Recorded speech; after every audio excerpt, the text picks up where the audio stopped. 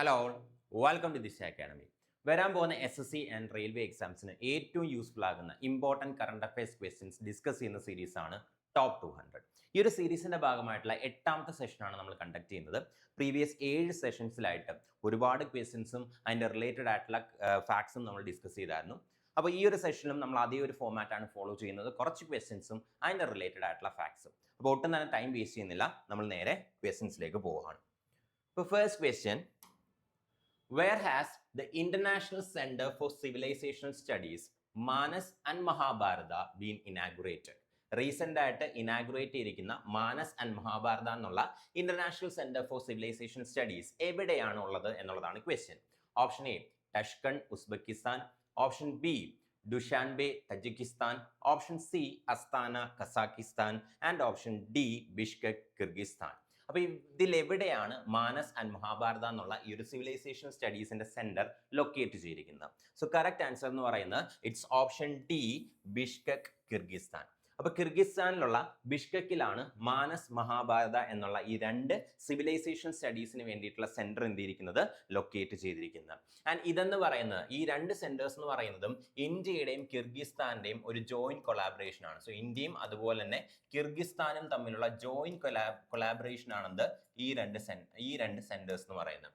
അപ്പോൾ ഈ ഒരു രണ്ട് സെന്റേഴ്സ് എന്തിനാണ് ഡെവലപ്പ് ചെയ്തതെന്ന് ചോദിച്ചു കഴിഞ്ഞാൽ ഇന്ത്യയുടെയും കിർഗിസ്ഥാന്റെയും ഇടയിലുള്ള കൾച്ചറൽ ആൻഡ് അക്കാഡമിക് കോപ്പറേഷൻ എന്ത് ചെയ്യുക, ബൂസ്റ്റ് ചെയ്യുക. സോ കൾച്ചറൽ കോപ്പറേഷനും അക്കാഡമിക് കോപ്പറേഷനും ബൂസ്റ്റ് ചെയ്യുക എന്നുള്ളതാണ് ഈ ഒരു രണ്ട് സെന്റേഴ്സ് എസ്റ്റാബ്ലിഷ് ചെയ്തതിന്റെ പിന്നിലുള്ള പേർപ്പസ് എന്ന് പറയുന്നത്.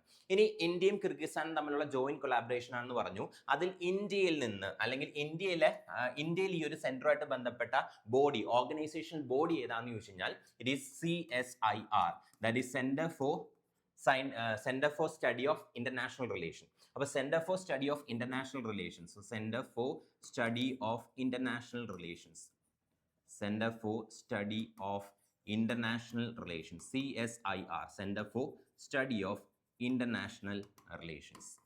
അപ്പോൾ CSIR, centre for study of international relations. അതുപോലെ തന്നെ കിർഗിസ്ഥാനെ റെപ്രസെന്റ് ചെയ്തുകൊണ്ട് മാനസ് നാഷണൽ അക്കാഡമി. സോ കിർഗിസ്ഥാന്റെ ഭാഗമായിട്ട് മാനസ് നാഷണൽ അക്കാഡമി. ഇതാണെന്ത് ഇതിന്റെ രണ്ടിന്റെയും ആ ഒരു ബോഡി, അണ്ടർലൈൻ ബോഡീസ് എന്ന് പറയുന്നത്. ഈ രണ്ട് സെന്റേഴ്സ് ഡെവലപ്പ് ചെയ്ത ആ രണ്ട് ബോഡീസ്, ഓർഗനൈസേഷണൽ ബോഡീസ് ഏതൊക്കെയാണെന്ന് ചോദിച്ചു കഴിഞ്ഞാൽ ഇന്ത്യയുടെ ഭാഗമായിട്ട് CSIR, centre for study of international relations, അതുപോലെ തന്നെ മാനസിന്റെ ഭാഗമായിട്ടുള്ള മാനസ് നാഷണൽ അക്കാഡമി, കിർഗിസ്ഥാന്റെ ഭാഗമായിട്ട് മാനസ് നാഷണൽ അക്കാഡമി. അപ്പൊ ഇത് രണ്ടുമാണെന്ത് ഈ രണ്ട് ബോഡീസ് ആണ് ഈ രണ്ട് സെന്റേഴ്സ് ഡെവലപ്പ് ചെയ്തിരിക്കുന്നത്. ഇനി നമുക്കറിയാം മഹാഭാരത എന്ന് പറയുന്നതാണ് ഇന്ത്യൻ എപ്പിക്കാണ്. സോ ഇന്ത്യൻ ഇതിഹാസം, ഇന്ത്യൻ എപ്പിക് ആണെന്ന് മഹാഭാരത എന്ന് പറയുന്നത്. അതുപോലെ തന്നെ കിർഗിസ്ഥാന്റെ നാഷണൽ എപ്പിക് ആണെന്ന് മാനസ് എന്ന് പറയുന്നത്. സോ മാനസ് എന്ന് പറയുന്നത് it is a national epic of Kyrgyzstan. കിർഗിസ്ഥാന്റെ നാഷണൽ എപ്പിക് ആണെന്ന് ഈ ഒരു Manas. It is a national epic of Kyrgyzstan. കിർഗിസ്ഥാന്റെ നാഷണൽ എപ്പിക് ആണെന്ന് മാനസ് എന്ന് പറയുന്നത്. അപ്പോൾ മാനസ് എന്നുള്ളത് കിർഗിസ്ഥാന്റെ നാഷണൽ എപ്പിക് ആണ്, അതായത് കിർഗിസ്ഥാന്റെ ഇതിഹാസമാണ് മാനസ് എന്ന് പറയുന്നത്. മഹാഭാരത എന്ന് പറയുന്നത് ഇന്ത്യൻ എപ്പിക് ആണ്. അപ്പോൾ അതുകൊണ്ടാണ് ഈ രണ്ട് പേരുകൾ എന്ത് ചെയ്തിരിക്കുന്നത് സജസ്റ്റ് ചെയ്തിരിക്കുന്നത്. ഇനി അതുപോലെ തന്നെ ഈ ബിഷ്കെക് കിർഗിസ്ഥാൻ, ഈ ഒരു ബിഷ്കെക്കിന് മറ്റൊരു ഇമ്പോർട്ടൻസ് കൂടിയുണ്ട്. അതായത് വരാൻ പോകുന്ന സെപ്റ്റംബർ 2026 വരാൻ പോകുന്ന സെപ്റ്റംബറിൽ, ദാറ്റ് ഈസ് സെപ്റ്റംബർ 2026 ഈ ഒരു ബിഷ്കെക്കിൽ വെച്ചിട്ട് തന്നെയാണ് എന്ത് ചെയ്യുന്നത് SCO മീറ്റ് നടക്കുന്നത്, അതായത് ഷാങ്ഹായ് കോർപ്പറേഷൻ ഓർഗനൈസേഷൻ. അപ്പൊ ഷാങ്ഹായ് കോർപ്പറേഷൻ ഓർഗനൈസേഷന്റെ വരാൻ പോകുന്ന meet, council of head of സ്റ്റേറ്റ്സിന്റെ സബ്മിറ്റ് നടക്കാൻ പോകുന്ന എവിടെയാണെന്ന് ചോദിച്ചു കഴിഞ്ഞാൽ it is in Kyrgyzstan. So ഇപ്പോൾ വരാൻ പോകുന്ന SCO സബ്മിറ്റ്, ഷാങ്ഹായ് കോർപ്പറേഷൻ ഓർഗനൈസേഷന്റെ സബ്മിറ്റ് 2026 സെപ്റ്റംബറിൽ എവിടെയാണ് നടക്കാൻ പോകുന്നതെന്ന് ചോദിച്ചു കഴിഞ്ഞാൽ അത് കിർഗിസ്ഥാനിലാണ് എന്ത് ചെയ്യാൻ പോകുന്നത് നടക്കാനായിട്ട് പോകുന്നത്. ആൻഡ് നിങ്ങൾക്കറിയാം ഷാങ്ഹായ് കോർപ്പറേഷൻ ഓർഗനൈസേഷൻ ഒരു സെക്കൻഡ്. അപ്പോൾ നിങ്ങൾക്കറിയാം ഷാങ്ഹായ് കോർപ്പറേഷൻ ഓർഗനൈസേഷന്റെ ചെയർമാൻഷിപ്പ് എന്ന് പറയുന്നതാണ് റൊട്ടേറ്റിംഗ് ആയിട്ടുള്ള ചെയർമാൻഷിപ്പ് ആണ്. ആൻഡ് ഇത്തവണ SCOയുടെ ചെയർമാൻഷിപ്പ് ആർക്കാന്ന് ചോദിച്ചു കഴിഞ്ഞാൽ അതും ആർക്കാണ്, കിർഗിസ്ഥാനാണ്. സോ കിർഗിസ്ഥാൻ തന്നെയാണ് എന്ത് ചെയ്തിരിക്കുന്നത് ഇത്തവണ SCOയുടെ ചെയർമാൻഷിപ്പിൽ ഇരിക്കുന്നത്. അതുകൊണ്ടാണ് ഇത്തവണത്തെ SCO സബ്മിറ്റ് ആര് ഹോസ്റ്റ് ചെയ്യുന്നത്, കിർഗിസ്ഥാൻ ഹോസ്റ്റ് ചെയ്യുന്നത്. ഇനി ഇന്ത്യ SCOയിലെ മെമ്പർ ആണോ എന്ന് ചോദിച്ചു കഴിഞ്ഞാൽ ഇന്ത്യ SCOയിലെ മെമ്പർ ആണ്. സോ ഇന്ത്യ ആദ്യമായിട്ട് SCOയിൽ ജോയിൻ ചെയ്യുന്നത് ഒരു ഒബ്സർവർ ആയിട്ടാണ്. സോ ഇന്ത്യ ആദ്യമായിട്ട് SCOയിൽ ജോയിൻ ചെയ്യുന്നത് ഒരു ഒബ്സർവർ ആയിട്ടാണ്. 2005 എന്ത് ചെയ്യുന്നത് ഇന്ത്യ SCOയിൽ ഒബ്സർവർ ആയിട്ട് ജോയിൻ ചെയ്യുന്നത്. അതിനുശേഷം 2017 എന്ത് ചെയ്തു, ഇന്ത്യ SCOയുടെ ഫുൾ മെമ്പർ ആയിട്ട് മാറി. അപ്പോൾ ഷാങ്ഹായ് കോർപ്പറേഷൻ ഓർഗനൈസേഷന്റെ ഫുൾ മെമ്പർ ആണോ, ഫുൾ മെമ്പർ സ്റ്റേറ്റ് ആണോ ഇന്ത്യ എന്ന് ചോദിച്ചു കഴിഞ്ഞാൽ അതെ. 2017 എന്ത് ചെയ്യുന്നത്, ഇന്ത്യ SCOയുടെ ഫുൾ മെമ്പർ സ്റ്റേറ്റ് ആയിട്ട് മാറുന്നത്. 2005 മുതലേ തന്നെ SCOയിൽ ഒബ്സർവർ സ്റ്റേറ്റ് ആയിട്ടുണ്ട്. ബട്ട് 2017 എന്ത് ചെയ്യുന്നുണ്ട്, ഫുൾ മെമ്പർ സ്റ്റേറ്റ് ആയിട്ട് മാറുന്നുണ്ട്. അപ്പൊ ഇതാണ് ഇതിനകത്ത് അറിഞ്ഞിരിക്കേണ്ട ഇമ്പോർട്ടന്റ് ആയിട്ടുള്ള ഇൻഫർമേഷൻ എന്ന് പറയുന്നത്. Okay, next question. Recently, India launched a single digital window for seafarers, shipping companies, ports, and other stakeholders. Which platform is it? Option A, Sagarmala Portal. Option B, eSamudra. Option C, National Waterway Portal. And option D, Port Community System. അപ്പോൾ recent ആയിട്ട് India launch ചെയ്തിട്ടുള്ള ഒരു single digital window for seafarers, shipping companies, ports and other stakeholders. അതിന്റെ പേരെന്താണ് എന്നുള്ളതാണ് question. ഇപ്പോൾ സീഫെയറേഴ്സിന് വേണ്ടിയിട്ടും shipping കമ്പനീസിന് വേണ്ടിയിട്ടും ഇന്ത്യ റീസെന്റ് ആയിട്ട് ലോഞ്ച് ചെയ്തിരിക്കുന്ന ആ ഒരു ഡിജിറ്റൽ പ്ലാറ്റ്ഫോമിന്റെ പേരെന്താണ് എന്നുള്ളതാണ് ക്വസ്റ്റ്യൻ. സോ കറക്റ്റ് ആൻസർ എന്ന് പറയുന്നത് it is option B, eSamudra. So eSamudra എന്നുള്ളതാണ് ആ ഒരു പോർട്ടലിന്റെ പേര്. അപ്പൊ eSamudra എന്തിനു വേണ്ടിയിട്ടാണ് ക്രിയേറ്റ് ചെയ്തിരിക്കുന്നത് അല്ലെങ്കിൽ ഡെവലപ്പ് ചെയ്തിരിക്കുന്നതെന്ന് ചോദിച്ചു കഴിഞ്ഞാൽ മാരിടൈം ഗവേണൻസ് എന്ത് ചെയ്യുക, ഇംപ്രൂവ് ചെയ്യുക. സോ മാരിടൈം ഗവേണൻസ് ഇംപ്രൂവ് ചെയ്യുക എന്ന ലക്ഷ്യത്തോടുകൂടി ക്രിയേറ്റ് ചെയ്തിരിക്കുന്ന പ്ലാറ്റ്ഫോം ആണെന്ത്, eSamudra എന്ന് പറയുന്നത്. അപ്പൊ eSamudra ബേസിക് പർപ്പസ് എന്താണെന്ന് ചോദിച്ചു കഴിഞ്ഞാൽ ടു ഇംപ്രൂവ് മാരിടൈം ഗവേണൻസ്, അതായത് സിയുമായിട്ട് ബന്ധപ്പെട്ട ഗവേണൻസ് എന്ത് ചെയ്യുക, ഇംപ്രൂവ് ചെയ്യുക എന്നുള്ളതാണ് ഈ ഒരു eSamudra മെയിൻ ആയിട്ടുള്ള പർപ്പസ് എന്ന് പറയുന്നത്. അപ്പൊ ഈ ഒരു പോർട്ടൽ റീസെന്റ് ആയിട്ടാണ് എന്ത് ചെയ്തിരിക്കുന്നത്, സെൻട്രൽ ഗവൺമെന്റ് ലോഞ്ച് ചെയ്തിരിക്കുന്നത്.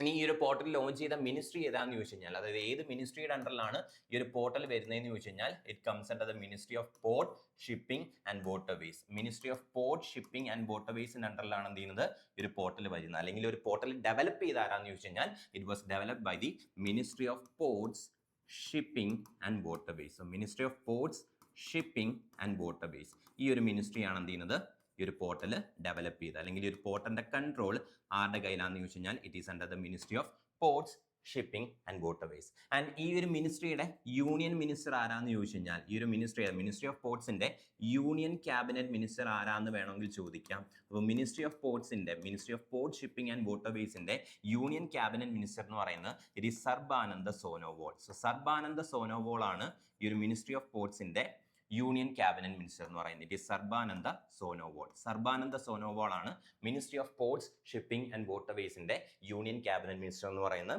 ആൻഡ് ഈ ഒരു മിനിസ്ട്രിയുടെ അണ്ടറിലാണ് എന്ത് വരുന്നത്, ഒരു eSamudra എന്ന് പറഞ്ഞ പോർട്ടൽ വരുന്നത്. ആൻഡ് മാരിടൈം ഗവേണൻസ് ഇംപ്രൂവ് ചെയ്യുന്നതിന് വേണ്ടിയുള്ള പോർട്ടലാണ് ഈ ഒരു പോർട്ടൽ എന്ന് പറയുന്നത്. ഇനി സീഫെയറേഴ്സ് ആരാന്ന് ചോദിച്ചു കഴിഞ്ഞാൽ, സീയിൽ വർക്ക് ചെയ്യുന്ന, സീയുമായിട്ട് ബന്ധപ്പെട്ട് വർക്ക് ചെയ്യുന്ന, അതിപ്പോ കടലിൽ മീൻ പിടിക്കാൻ പോകുന്ന ഫിഷർമാൻ ആകാം, അതുപോലെ തന്നെ മറൈൻ എഞ്ചിനീയേഴ്സ് ആവാം, അതുപോലെ സെയിലേഴ്സ് ആവാം, ആരും ആവാം. സോ സീയുമായിട്ട് ബന്ധപ്പെട്ട് വർക്ക് ചെയ്യുന്ന എല്ലാവരും നമ്മൾ സീഫെയറേഴ്സ് എന്നുള്ള കാറ്റഗറിയിലാണ് ഇൻക്ലൂഡ് ചെയ്തിരിക്കുന്നത്. അപ്പോൾ അവരുമായിട്ട് ബന്ധപ്പെട്ട് അല്ലെങ്കിൽ അവരുടെ ഗ്രിവൻസസ് പരിഹരിക്കാനും അവർക്ക് എല്ലാത്തിനും വേണ്ടിയിട്ടുള്ള സിംഗിൾ വിൻഡോ ആയിട്ടാണ് എന്തിരിക്കുന്നത് ഈ ഒരു eSamudra എന്ന് പറഞ്ഞ പോർട്ടൽ ലോഞ്ച് ചെയ്തിരിക്കുന്നത്. ഓക്കെ, ദെൻ അപ്പോൾ നെക്സ്റ്റ് ക്വസ്റ്റ്യനിലേക്ക് പോകുന്നതിന് മുന്നേ ഇന്ന് ഇൻഡിപെൻഡൻസ് ഡേ ആണ്. അപ്പോൾ ഇന്ത്യ 18th ഇൻഡിപെൻഡൻസ് ഡേ ഇന്ന് സെലിബ്രേറ്റ് ചെയ്യാണ്. അപ്പോൾ ഇൻഡിപെൻഡൻസ് ഡേയുടെ ഭാഗമായിട്ട് ദിശ അക്കാഡമി എല്ലാ ഓൺലൈൻ കോഴ്സിനും ഒരു 20% ഓഫർ, ഫ്ലാറ്റ് 20% ഓഫർ പ്രൊവൈഡ് ചെയ്യുന്നുണ്ട്. ആൻഡ് ഈ ഒരു ഓഫർ എന്ന് പറയുന്നത് നിങ്ങൾക്ക് SSC regular, RRB regular, ALP, GD, banking അങ്ങനെയുള്ള എല്ലാ കോഴ്സസിനകത്തും അവൈലബിൾ ആയിരിക്കും. ആൻഡ് ഇന്ന് കൂടി മാത്രമേ, അതായത് August 15 ഇന്ന് രാത്രി 12 മണി വരെ മാത്രമേ ഈ ഒരു ഓഫർ നിങ്ങൾക്ക് അവൈലബിൾ ആയിട്ടുള്ളൂ. അപ്പോൾ നിങ്ങൾ ഒരു ഓൺലൈൻ കോഴ്സ് എടുത്ത് പഠിക്കാനായിട്ട് ആഗ്രഹിക്കുന്നുണ്ടെങ്കിൽ ഏറ്റവും ബെസ്റ്റ് ഓപ്പർച്യൂണിറ്റി എന്ന് പറയുന്നത് ഈ ഒരു ദിവസമാണ്. അപ്പോൾ ഇന്ന് രാത്രി 12 മണിക്ക് മുന്നേ തന്നെ നിങ്ങൾ ദിശ അക്കാഡമിയുടെ ഏത് ഓൺലൈൻ കോഴ്സ് പർച്ചേസ് ചെയ്ത് കഴിഞ്ഞാലും നിങ്ങൾക്ക് ഫ്ലാറ്റ് 20% ഓഫർ കിട്ടുന്നതായിരിക്കും. അപ്പോൾ ഒരു ഓൺലൈൻ കോഴ്സിന് വേണ്ടി നോക്കുന്നവരാണ് നിങ്ങളെങ്കിൽ ഈ ഒരു ടൈം യൂട്ടിലൈസ് ചെയ്യുക. ആൻഡ് ഈ ഒരു കോഴ്സിനകത്ത് നിങ്ങൾക്ക് ജോയിൻ ചെയ്യണമെങ്കിലോ ഈ ഒരു കോഴ്സുമായിട്ട് ബന്ധപ്പെട്ട് ഫർദർ ഡീറ്റെയിൽസ് വേണമെങ്കിലോ ഈ ഒരു നമ്പറിൽ കോൺടാക്ട് ചെയ്താൽ മതി. 8075753676. സോ 8075753676 ഈ ഒരു നമ്പറിൽ കോൺടാക്ട് ചെയ്ത് കഴിഞ്ഞാൽ നിങ്ങൾക്ക് ഈ കോഴ്സുമായിട്ട് ബന്ധപ്പെട്ട ഫർദർ ഡീറ്റെയിൽസ് കിട്ടുന്നതായിരിക്കും. അപ്പോൾ ഇൻട്രസ്റ്റ് ആണെങ്കിൽ നിങ്ങൾക്ക് ജോയിൻ ചെയ്യാം. Okay, next question. Which film won the award for the best feature film at the 72nd national film awards. അപ്പോൾ 72nd നാഷണൽ ഫിലിം അവാർഡ്സ് 2024 ഫിലിംസിനെ ബേസ് ചെയ്തുകൊണ്ടാണ് 72nd national film awards declare ചെയ്തിട്ടുള്ളത്. അപ്പോൾ ഈ 72nd national film അവാർഡ്സിൽ best feature film കാറ്റഗറിയിൽ award win ചെയ്ത film ഏതാണ് എന്നുള്ളതാണ് question. Option A Chalachitra Acchon, option B article 370, option C കൽക്കി and option D Laapataa ladies. അപ്പൊ ഇതിൽ ഏത് ഫിലിമാണ് ബെസ്റ്റ് ഫീച്ചർ ഫിലിം എന്നുള്ള കാറ്റഗറിയിൽ അവാർഡ് 72nd നാഷണൽ ഫിലിം അവാർഡ്സിൽ അവാർഡ് സെക്യൂർ ചെയ്തത് എന്നുള്ളതാണ് ക്വസ്റ്റ്യൻ. സോ കറക്റ്റ് ആൻസർ എന്ന് പറയുന്നത് ഇറ്റ്സ് ഓപ്ഷൻ ബി ആർട്ടിക്കിൾ 370. അപ്പോൾ ആർട്ടിക്കിൾ 370 ആണ് 72nd നാഷണൽ ഫിലിം അവാർഡ്സിൽ ബെസ്റ്റ് ഫീച്ചർ ഫിലിം കാറ്റഗറിയിൽ എന്ത് ചെയ്യുന്നത് അവാർഡ് വിൻ ചെയ്യുന്നത്. ആൻഡ് ആർട്ടിക്കിൾ 370ക്ക് ഈ ഒരു ബെസ്റ്റ് ഫീച്ചർ ഫിലിം കാറ്റഗറിയിൽ അവാർഡ് വിൻ ചെയ്യുന്നതിന്റെ ഭാഗമായിട്ട് സ്വർണ്ണ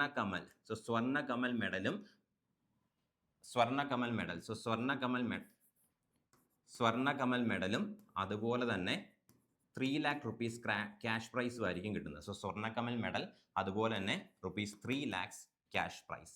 ഇതാണെന്ത് അവാർഡ് എന്ന് പറയുന്നത്. Best feature film 72nd national film awards 2024 ഫിലിംസിനെ ബേസ് ചെയ്തുകൊണ്ട് ഡിക്ലെയർ ചെയ്തിട്ടുള്ള 72nd നാഷണൽ ഫിലിം അവാർഡ്സിൽ ബെസ്റ്റ് ഫീച്ചർ ഫിലിം എന്ന് പറയുന്നത് ഇറ്റ് ഈസ് ആർട്ടിക്കിൾ 370. അപ്പോൾ ആർട്ടിക്കിൾ 370ക്കാണ് സ്വർണ്ണ കമൽ മെഡലും 3 lakh rupees കിട്ടുന്നത് for winning the best feature film award. ഇനി ഇതേ നാഷണൽ ഫിലിം അവാർഡ്സിലെ മറ്റ് അവാർഡ്സ് ഏതൊക്കെയാണ് അല്ലെങ്കിൽ മേജർ വിന്നേഴ്സ് ആരൊക്കെയാണ് എന്നുള്ള കാര്യം നമുക്ക് നോക്കണം. അപ്പോൾ നമ്മൾ നേരത്തെ പറഞ്ഞ പോലെ തന്നെ ബെസ്റ്റ് ഫീച്ചർ ഫിലിം എന്ന് പറയുന്നത് ആർട്ടിക്കിൾ 370 ആണ്.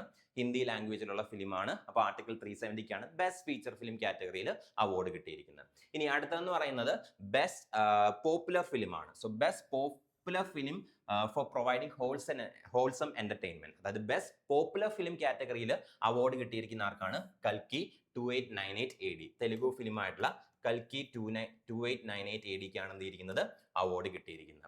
ദെൻ അതുപോലെ തന്നെ best debut film of a director. So best debut film of a director ആ ഒരു കാറ്റഗറിയിൽ best debut film of a director കാറ്റഗറിയിൽ ഒന്ന് മാർക്ക് ചെയ്തോണേ, ഒരു കുഞ്ഞ് ചേഞ്ച് ഉണ്ടേ. അപ്പോൾ best debut film of a director കാറ്റഗറിയിൽ അവാർഡ് കിട്ടിയിരിക്കുന്നത് സ്വതന്ത്ര വീർ സവർക്കർ എന്നുള്ള ഫിലിമിനാണ്.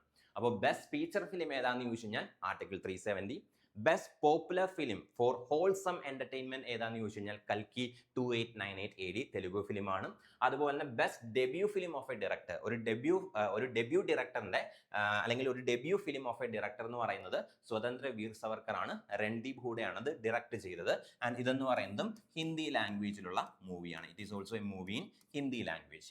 ഇനി അതുപോലെ തന്നെ ബെസ്റ്റ് ഡിറക്ഷൻ. സോ ബെസ്റ്റ് ഡിറക്ഷന്റെ അവാർഡ് ആർക്കാണ് കിട്ടിയിരിക്കുന്നതെന്ന് വെച്ച് കഴിഞ്ഞാൽ അമരൻ ഫിലിമിന് വേണ്ടിയിട്ട്, അതായത് തമിഴ് ഫിലിമായിട്ടുള്ള ശിവകാർത്തികേയന്റെ തമിഴ് ഫിലിമായിട്ടുള്ള അമരൻ ഫിലിമിന്റെ ഡയറക്ടറായിട്ടുള്ള രാജ്കുമാർ പെരിയസ്വാമിക്കാണ് എന്തിരിക്കുന്നത് ബെസ്റ്റ് ഡിറക്ഷന്റെ അവാർഡ് കിട്ടിയിരിക്കുന്നത്. സോ ബെസ്റ്റ് ഡിറക്ഷന്റെ അവാർഡ് കിട്ടിയിരിക്കുന്നത് രാജ്കുമാർ പെരിയസ്വാമിക്കാണ്.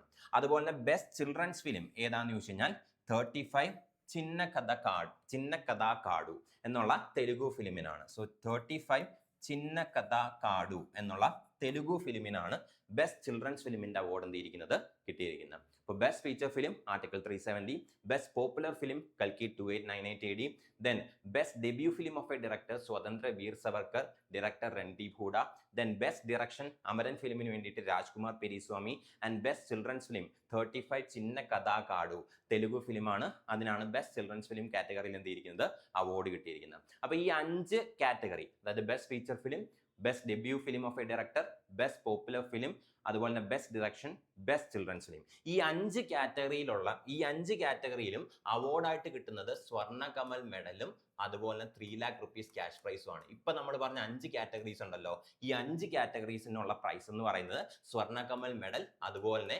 ₹3 lakhs അവാർഡാണ്. സോ 3 ലക്ഷം രൂപ ക്യാഷ് പ്രൈസും അതുപോലെ തന്നെ സ്വർണ്ണ കമൽ മെഡലുമാണ് ഈ 5 കാറ്റഗറിയിലുള്ള അവാർഡിന് എന്ത് ചെയ്യുന്നത് കിട്ടുന്നത്. അതൊന്ന് നോട്ട് ചെയ്ത് വെച്ചോണം. ഈ 5 കാറ്റഗറിക്കാണ് എന്ത് ചെയ്യുന്നത് സ്വർണ്ണ കമൽ മെഡൽ അതുപോലെ 3 lakh rupees ക്യാഷ് പ്രൈസ് എന്ത് ചെയ്യുന്നത് കിട്ടുന്നത്. ദെൻ ബാക്കിയുള്ള അവാർഡ്സിലേക്ക് വന്നു കഴിഞ്ഞാൽ ബെസ്റ്റ് ആക്ട്രസ്, ലീഡിംഗ് റോളിലുള്ള ബെസ്റ്റ് ആക്ട്രസ് എന്ന് പറയുന്നത് ആർട്ടിക്കിൾ 370 അഭിനയത്തിന് വേണ്ടിയിട്ട് യാമി ഗൗതം ആണ്. അതുപോലെ തന്നെ best actor in a leading role എന്ന് പറയുന്നത് ബ്രഹ്മയുഗത്തിന് വേണ്ടിയിട്ട് മമ്മൂട്ടിയും അതുപോലെ തന്നെ ചന്തു ചാമ്പ്യൻ എന്നുള്ള ഫിലിമിന് വേണ്ടിയിട്ട് കാർത്തിക് ആര്യനുമാണ് കിട്ടിയിരിക്കുന്നത്. ദെൻ അതുപോലെ തന്നെ ബെസ്റ്റ് നോൺ ഫീച്ചർ ഫിലിം ഏതാണെന്ന് ചോദിച്ചു കഴിഞ്ഞാൽ ബംഗാർ ആണ് best non feature film. Best documentary എന്ന് പറയുന്നത് രാംനാമിയാണ്. ആൻഡ് ബെസ്റ്റ് ക്രിട്ടിക് ഫിലിം എന്ന് പറയുന്നത് സഞ്ജീവ് ശ്രീവാസ്തവയാണ്. സോ ബെസ്റ്റ് ഫിലിം ക്രിട്ടിക് എന്ന് പറയുന്നത് സഞ്ജീവ് ശ്രീവാസ്തവയാണ്. And best book on cinema എന്ന് പറയുന്നത് നാനിരുവിടെ നിമഗാഗി നാടിരുവിടെ നനഗാഗി എന്നുള്ള ആ ഒരു കന്നഡ ബുക്കിന്റെ ആ ഒരു കന്നഡ ബുക്ക് ഫിലിം ആക്കിയതിനാണ് എന്തിരിക്കുന്നത് ആ ഒരു ബെസ്റ്റ് ബുക്ക് ഓൺ സിനിമ എന്ന് പറഞ്ഞ അവാർഡ് കിട്ടിയിരിക്കുന്നത്. ഓക്കെ ദെൻ, അപ്പോൾ ഈ 5 കാറ്റഗറീസിൽ നേരത്തെ നമ്മൾ പറഞ്ഞ 5 കാറ്റഗറിയിൽ സ്വർണ്ണകമലാണെങ്കിൽ ഇപ്പൊ പറഞ്ഞിരിക്കുന്ന അതായത് best actress leading role, best actor in a leading role, അതുപോലെ തന്നെ then best non feature film, best documentary, അങ്ങനെയുള്ള അതുപോലെ തന്നെ ഒരെണ്ണം കൂടെ ഉണ്ട് best feature film promoting national social and എൻവയോൺമെന്റൽ വാല്യൂസ്, അത് ക്യാപ്റ്റൻ മില്ലർ ആണ്. So best film for promoting national social and എൻവയോൺമെന്റൽ വാല്യൂസ് എന്ന് പറയുന്നത് ക്യാപ്റ്റൻ മില്ലർ ആണ്. അപ്പൊ ഇത്രയും, അതായത് ആദ്യത്തെ 5 കാറ്റഗറി ഒഴികെയുള്ള ബാക്കി എല്ലാ കാറ്റഗറി ഓഫ് ഫിലിംസിനും കിട്ടുന്നത് രജത് കമലും അതുപോലെ 2 lakh rupees ക്യാഷ് പ്രൈസും ആണ്. അപ്പം ഞാൻ ആദ്യം പറഞ്ഞ 5 കാറ്റഗറിയിൽ അവാർഡ് എന്ന് പറയുന്നത് സ്വർണ്ണകമൽ, അതുപോലെ 3 lakh rupees cash prize. And ബാക്കിയുള്ള കാറ്റഗറിയിൽ രജത് കമലും അതുപോലെ തന്നെ ₹2 lakhs ക്യാഷ് പ്രൈസും ആണ്. ₹2 lakhs ക്യാഷ് പ്രൈസും ആണ് കിട്ടുന്നത്. അപ്പോൾ ഈ അവാർഡ്സ് ഒക്കെ ഇമ്പോർട്ടൻ്റ് ആണ്. ഏത് അവാർഡ് വേണമെങ്കിലും ചോദിക്കാം. ബെസ്റ്റ് ഫീച്ചർ ഫിലിം മാത്രമല്ല, ബാക്കിയുള്ള ഈ കാറ്റഗറിയിലുള്ള ഏത് അവാർഡ് വേണമെങ്കിലും എക്സാമിന് എക്സ്പെക്ട് ചെയ്യാം. സോ ഇതൊക്കെ ഒന്ന് നോട്ട് ഡൗൺ ചെയ്തേക്കാം. Next question, Samadhan Didi recent scene in news is associated with. ഇപ്പൊ റീസെന്റ് ആയിട്ട് ന്യൂസിനകത്ത് കണ്ടിരുന്ന ഒരു ടേം ആണ് സമാധാൻ ദീദി എന്നുള്ള ടേം. ഇത് എന്തുമായിട്ട് അസോസിയേറ്റ് ചെയ്തിരിക്കുന്നു എന്നുള്ളതാണ് question. Option A AI enabled voice chatbot for public grievances. Option B women self help groups. Option C railway ticketing. And option D agricultural insurance. അപ്പൊ ഇതിൽ ഏതുമായിട്ടാണ് സമാധാൻ ദീദി എന്നുള്ള ടേം അസോസിയേറ്റ് ചെയ്തിരിക്കുന്നത് എന്നുള്ളതാണ് ക്വസ്റ്റ്യൻ. സോ കറക്റ്റ് ആൻസർ എന്ന് പറയുന്ന option A ആണ്. It is an AI enabled voice chatbot for public grievances. അപ്പോൾ എന്താണ് സമാധാൻ ദീദി എന്ന് ചോദിച്ചു കഴിഞ്ഞാൽ, നിങ്ങൾക്ക് ഏതെങ്കിലും ഗവൺമെന്റ് ഡിപ്പാർട്ട്മെന്റ്സിനെതിരെ പരാതി കൊടുക്കണമെന്ന് വിചാരിച്ചോ, ഓൺലൈനായിട്ട് എന്ത് ചെയ്യാൻ സാധിക്കും, ഈ ഒരു സമാധാൻ ദീദി എന്ന് പറഞ്ഞ ഈ ഒരു ചാറ്റ് ബോട്ട് വഴി പരാതി കൊടുക്കാനായിട്ട് സാധിക്കും. ആൻഡ് ഇവിടെ നിങ്ങൾ പരാതി എഴുതി കൊടുക്കേണ്ട ആവശ്യമില്ല. നിങ്ങൾക്ക് എന്ത് ചെയ്യാൻ പറ്റും, വോയിസ് രൂപത്തിൽ, അതായത് വോയിസിന്റെ രൂപത്തിൽ എന്ത് ചെയ്യാൻ പറ്റും, പരാതി പറയാനായിട്ട് സാധിക്കും. ആൻഡ് ഇതെന്ന് പറയുന്നത് ആർട്ടിഫിഷ്യൽ ഇന്റലിജൻസ് ബേസ് ചെയ്തിട്ടുള്ള ഒരു ചാറ്റ് ബോട്ട് ആണ്.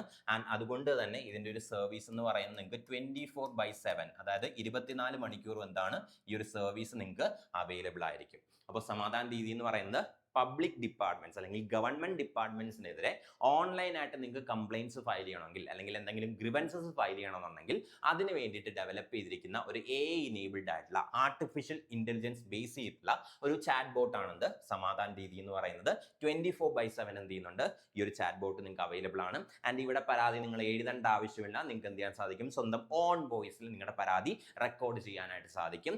ആൻഡ് ഈ ഒരു AI ചാറ്റ് ബോട്ട് എന്ത് ചെയ്യുന്നുണ്ട്, നമ്മുടെ ഷെഡ്യൂൾ 8-നകത്തുള്ള 22 ഷെഡ്യൂൾഡ് ലാംഗ്വേജസിലും സർവീസ് എന്ത് ചെയ്യുന്നുണ്ട്, ഓഫർ ചെയ്യുന്നുണ്ട്. സോ 22 ഷെഡ്യൂൾഡ് ലാംഗ്വേജസിലും എന്ത് ചെയ്യുന്നുണ്ട്, സമാധാൻ ദീദിയിൽ നമുക്ക് വോയിസ് രൂപത്തിൽ എന്ത് ചെയ്യാൻ പറ്റും, പരാതികൾ രേഖപ്പെടുത്താനായിട്ട് സാധിക്കും. സോ 22 ഷെഡ്യൂൾഡ് ലാംഗ്വേജസിനകത്തും ഈ ഒരു സമാധാൻ ദീദി എന്ന് പറഞ്ഞ ചാറ്റ് ബോട്ട് എന്താണ് അവൈലബിൾ ആണ്. ആൻഡ് ഇത് കൂടുതൽ റീജിയണൽ ലാംഗ്വേജസിലേക്ക് എക്സ്പാൻഡ് ചെയ്യാനായിട്ട് എന്ത് ചെയ്യുന്നുണ്ട്, ഗവൺമെന്റ് ഡിസൈഡ് ചെയ്തിട്ടുണ്ട്. അപ്പൊ അതാണെന്ത് Samadhan Didi. Next question, which operation was launched by India for relief work after the earthquake in Venezuela? So വെനസ്വേലയിലെ earthquakeന് ശേഷം റിലീഫും അസിസ്റ്റൻസും പ്രൊവൈഡ് ചെയ്യുന്നതിന് വേണ്ടിയിട്ട് ഇന്ത്യ ലോഞ്ച് ചെയ്ത ഓപ്പറേഷന്റെ പേര് എന്താണ് എന്നുള്ളതാണ് question. Option A operation Amistad, option B operation Dost, option C operation Maitri and option D operation Karuna. അപ്പൊ ഇതിൽ ഏതാണ് വെനസ്വേലയിലെ earthquakeന് ശേഷം റിലീഫ് പ്രൊവൈഡ് ചെയ്യുന്നതിന് വേണ്ടിയിട്ട് ഇന്ത്യ ലോഞ്ച് ചെയ്ത ഓപ്പറേഷൻ എന്നുള്ളതാണ് ക്വസ്റ്റ്യൻ. സോ കറക്റ്റ് ആൻസർ എന്ന് പറയുന്നത് it's option A operation Amistad. അപ്പോൾ ഓപ്പറേഷൻ അമിസ്താദ് ആണെന്ന് കറക്റ്റ് ആൻസർ എന്ന് പറയുന്നത്. അപ്പോൾ നിങ്ങൾ ന്യൂസിനകത്ത് കണ്ടിട്ടുണ്ടായിരിക്കും ലാസ്റ്റ് ജൂൺ, അതായത് ജൂൺ 2026 വെനസ്വേലയിൽ 2 earthquakes, സക്സസീവ് ആയിട്ട് 2 എർത്ത് എന്ത് ചെയ്തായിരുന്നു, ഹിറ്റ് ചെയ്തായിരുന്നു. രണ്ടും മേജർ എർത്ത് ആണ്.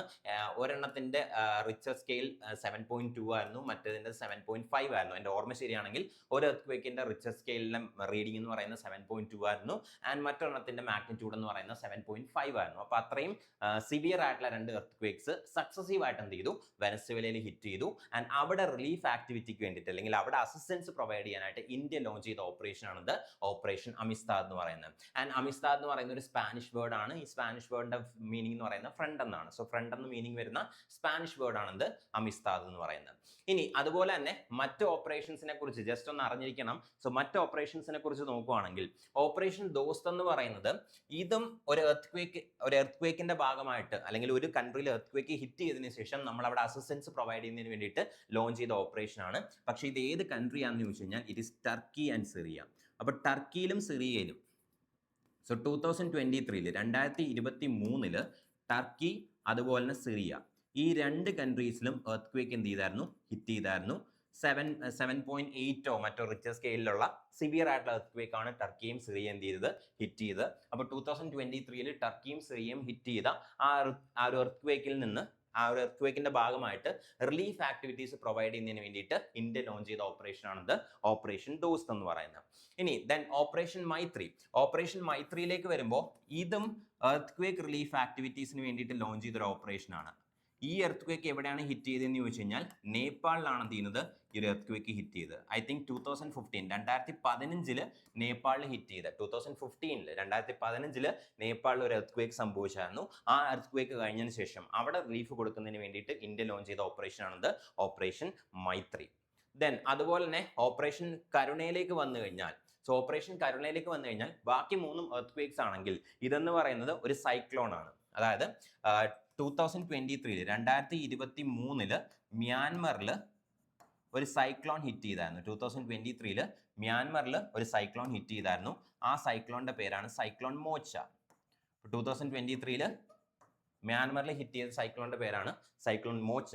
ഈ സൈക്ലോൺ മോച്ചയ്ക്ക് ശേഷം അവിടെ റിലീഫ് പ്രൊവൈഡ് ചെയ്യുന്നതിന് വേണ്ടിയിട്ട് ഇന്ത്യ ലോഞ്ച് ചെയ്ത ഓപ്പറേഷൻ ആണിത്, ഓപ്പറേഷൻ കരുണ എന്ന് പറയുന്നത്. അപ്പോൾ ഇതൊക്കെയാണ് ഇമ്പോർട്ടൻ്റ് ആയിട്ടുള്ള related facts. Then next question. ഇതൊരു സ്റ്റേറ്റ്മെന്റ് ലെവൽ ക്വസ്റ്റ്യൻ ആണ്. Okay, consider the following statements regarding Gobardhan, India's national circular bio energy scheme. അപ്പോൾ ഗോബർധൻ സ്കീമിനെ കുറിച്ച് റീസെന്റ് ആയിട്ട് കൊണ്ടുവന്നിട്ടുള്ള ഗോബർധൻ സ്കീമിനെ കുറിച്ചുള്ള 4 സ്റ്റേറ്റ്മെന്റ്സ് തന്നിട്ടുണ്ട്. ഈ 4 സ്റ്റേറ്റ്മെന്റ്സിൽ ഏതൊക്കെ സ്റ്റേറ്റ്മെന്റ്സ് ആണ് കറക്റ്റ് എന്നുള്ളതാണ് question. First statement, Govardhan stands for galvanizing organic bio-agro resources done. Second statement, the scheme aims to convert organic waste such as cattle dung, agricultural residue and municipal waste into compressed biogas and organic manure. Third statement, it was originally launched in 2018 under the Swachh Bharat Mission Gramin. Fourth statement, the scheme is implemented by the Ministry of New and Renewable Energy.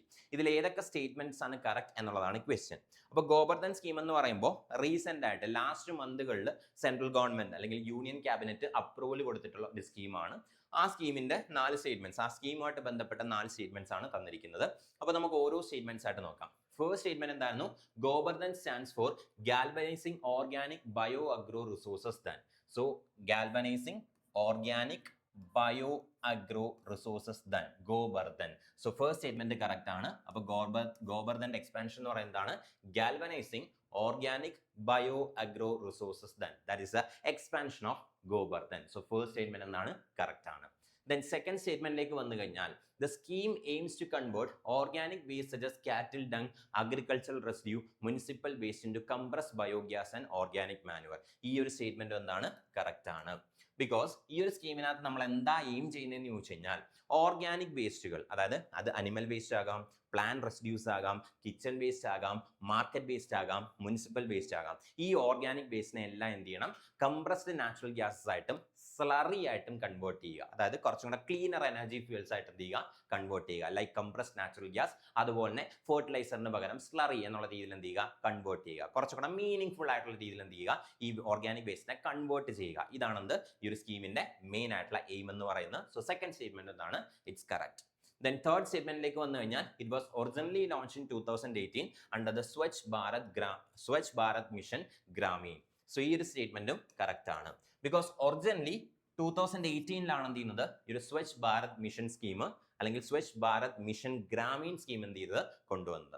അപ്പൊ അന്ന് കൊണ്ടുവരുമ്പോൾ organic വേസ്റ്റിനെ എന്ത് ചെയ്യുക, compressed natural gas ആയി convert ചെയ്യുക, especially rural areas. ഇപ്പൊ 2018 Swachh Bharat mission ഗ്രാമീണിന്റെ ബേസിസിലാണ് എന്ത് ചെയ്യുന്നത് ഗോബർധൻ സ്കീം കൊണ്ടുവരുന്നത്. അപ്പൊ 2018 ഒരു സ്കീം കൊണ്ടുവരുമ്പോൾ റൂറൽ ഏരിയാസിലുള്ള ഓർഗാനിക് വേസ്റ്റിനെ എന്ത് ചെയ്യുക, കംപ്രസ്ഡ് ബയോഗ്യാസ് ആക്കി, കംപ്രസ്ഡ് നാച്ചുറൽ ബയോഗ്യാസ് ആക്കി കൺവേർട്ട് ചെയ്യുക. ഇത് മാത്രമായിരുന്നു ഇതിന്റെ പർപ്പസ് ആൻഡ് റൂറൽ ഏരിയാസിൽ മാത്രമായിരുന്നു ഈ ഒരു സ്കീം ലിമിറ്റഡ് ആയിരുന്നത്. പക്ഷേ ഇപ്പൊ നിങ്ങൾക്കറിയാം നമ്മുടെ സ്ട്രേറ്റ് ഓഫ് ഹോർമൂസിൽ നടക്കുന്ന പ്രശ്നങ്ങൾ കാരണം നമ്മുടെ ഇന്ത്യയിലേക്കുള്ള LPG അതുപോലെ തന്നെ LNG ലിക്വിഫൈഡ് നാച്ചുറൽ ഗ്യാസിന്റെ ഒക്കെ സപ്ലൈ എന്ത് ചെയ്തായിരുന്നു, അഫക്ട് ചെയ്തായിരുന്നു. അതായത് നമ്മുടെ ഇന്ത്യക്ക് ആവശ്യമായിട്ടുള്ള ലിക്വിഫൈഡ് നാച്ചുറൽ ഗ്യാസിന്റെ, ഇന്ത്യ യൂസ് ചെയ്യുന്ന അല്ലെങ്കിൽ ഇന്ത്യക്ക് ആവശ്യമായിട്ടുള്ള ലിക്വിഫൈഡ് നാച്ചുറൽ ഗ്യാസിന്റെ ഏതാണ്ട് 50% നമ്മൾ ഇമ്പോർട്ട് ചെയ്യുകയാണ് ചെയ്യുന്നത്, അതായത് ഇറക്കുമതി ചെയ്യുകയാണ് ചെയ്യുന്നത്. അപ്പോൾ ഈ ഇറക്കുമതി ചെയ്യുന്ന ടോട്ടൽ ലിക്വിഫൈഡ് നാച്ചുറൽ ഗ്യാസിന്റെ ഓൾമോസ്റ്റ് 60% വരുന്നത് ഈ ഒരു സ്ട്രേറ്റ് ഓഫ് ഹോർമൂസ് വഴിയാണ്. അപ്പൊ ഇന്ത്യയുടെ ലിക്വിഫൈഡ് നാച്ചുറൽ ഗ്യാസിന്റെ അല്ലെങ്കിൽ ലിക്വിഫൈഡ് നാച്ചുറൽ ഗ്യാസിന്റെ ആവശ്യമായിട്ടുള്ള സപ്ലൈയുടെ 50% നമ്മൾ ഇമ്പോർട്ട് ചെയ്യുകയാണ് ചെയ്യുന്നത്. അതിൽ തന്നെ അതിന്റെ 60% വരുന്നത് ഈ ഒരു സ്ട്രേറ്റ് ഓഫ് ഹോർമൂസ് വഴിയാണ്. അപ്പൊ സ്ട്രേറ്റ് ഓഫ് ഹോർമൂസിൽ പ്രശ്നങ്ങൾ ഉണ്ടായി കഴിഞ്ഞാൽ നമ്മുടെ LNG സപ്ലൈ എന്ത് ചെയ്യും, അവിടെ അഫക്ട് ചെയ്യപ്പെടും. അപ്പൊ ഇനി അങ്ങനെ ഒരു സിറ്റുവേഷൻ എന്ത് ചെയ്യാൻ പാടില്ല, ഉണ്ടാകാൻ പാടില്ല. അതുകൊണ്ടാണ് 2018 കൊണ്ടുവന്ന ഈ ഒരു ഗോബർധൻ സ്കീം, റൂറൽ ഏരിയാസിനെ ഫോക്കസ് ചെയ്തുകൊണ്ട് സെറ്റപ്പ് ചെയ്തിരുന്ന ഈ ഒരു ഗോബർധൻ സ്കീം എന്ത് ചെയ്യുന്നത് നമ്മൾ നാഷണൽ ലെവലിലേക്ക് എക്സ്പാൻഡ് ചെയ്യാനായിട്ട് ഡിസൈഡ് ചെയ്യുന്നത്. അത് ഡിസൈഡ് ചെയ്യുന്നത് 2026 ജൂൺ ജൂലൈ ടൈമിലായിട്ടാണ്. ഇപ്പൊ 2026 ലാസ്റ്റ് മന്തുകളിലായിട്ട്, അതായത് ജൂൺ ജൂലൈ മാസങ്ങളിലായിട്ടാണ് എന്ത് ചെയ്യുന്നത് ഈ ഒരു scheme, Gobardhan scheme nation wide ആയിട്ട് എന്ത് ചെയ്യാനായിട്ട് ഡെവലപ്പ് ചെയ്യാനായിട്ട് ഡിസൈഡ് ചെയ്ത് അതിനെന്ത് ചെയ്തിട്ടുണ്ട്, യൂണിയൻ ക്യാബിനറ്റ് അംഗീകാരവും കൊടുത്തിട്ടുണ്ട്. ആൻഡ് ലാസ്റ്റ് സ്റ്റേറ്റ്മെന്റ് എന്ന് പറയുന്നതാണ് the scheme is implemented by the ministry of new and renewable energy. ഈ ഒരു സ്റ്റേറ്റ്മെന്റ് ഇൻകറക്റ്റ് ആണ്. ബിക്കോസ് ഗോബർധൻ സ്കീം, ഈ ഒരു നാഷണൽ ഗോബർധൻ സ്കീം എന്ന് പറയുന്നത് ഇംപ്ലിമെന്റ് ചെയ്യുന്നത് it is a ministry of petroleum. So ministry of petroleum ആണ് എന്ത് ചെയ്യുന്നത് ഈ ഒരു നാഷണൽ ഗോബർധൻ സ്കീം അണ്ടർടേക്ക് ചെയ്യുന്നത്. So it is under the ministry of petroleum. അപ്പോൾ മിനിസ്ട്രി ഓഫ് പെട്രോളിയത്തിന്റെ അണ്ടറിലാണ് എന്ത് വരുന്നത്, ഈ ഒരു ഗോബർധൻ നാഷണൽ വൈഡ് സ്കീം വരുന്നത്. അപ്പോൾ ministry of petroleum and natural gas. അപ്പോൾ ministry of petroleum and natural ഗ്യാസിന്റെ അണ്ടറിലായിട്ടാണ് എന്ത് വരുന്നത്, ഈ ഒരു ഗോബർധൻ നേഷൻ വൈഡ് സ്കീം വരുന്നത്.